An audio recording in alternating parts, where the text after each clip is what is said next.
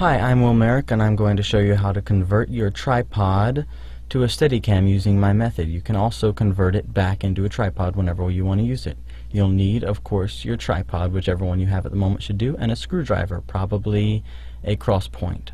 Now you'll notice looking at your tripod that there's a attachment shown here that attaches the legs to the centerpiece of the tripod. You're going to want to find the screw right there and unscrew it. Once you've done this, you'll notice that the attachment comes loose from the leg and will pivot freely when you move it, as shown. You can also move the leg a wide variety of angles, much more than you could before. The first thing you're going to want to do is replace that screw so that you don't lose it. If you lose it, you'll have a very hard time changing your tripod back to a tripod.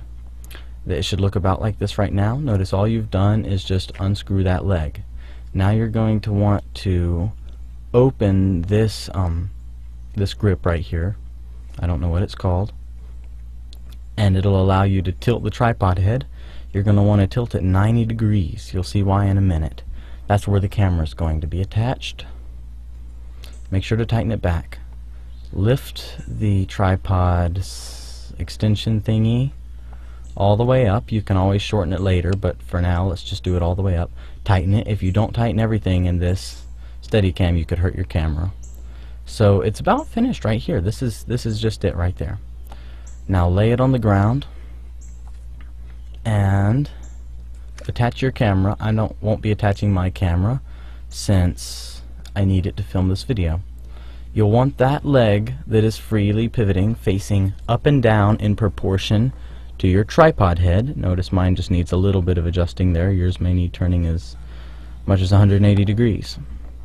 That's where your camera is going to be, and you're going to lift it up by the free leg, and that free leg is going to pivot and balance the tripod. Now you're going to need to balance it by attaching your camera and then extending the tripod legs as far as they need to go to offset the weight of the camera.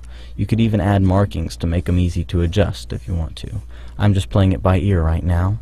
And also notice that little attachment we found earlier? It's great for tilting the camera up or down, or side to side, depending on how you attach the camera. It adds a little extra control, and of course the big leg is what you'll be using to balance it. Now your final thing should look something like this. Let's attach to the camera and have a look. This demonstration shot won't be that great since I was focusing more on making this instructional video at the time than getting a good shot.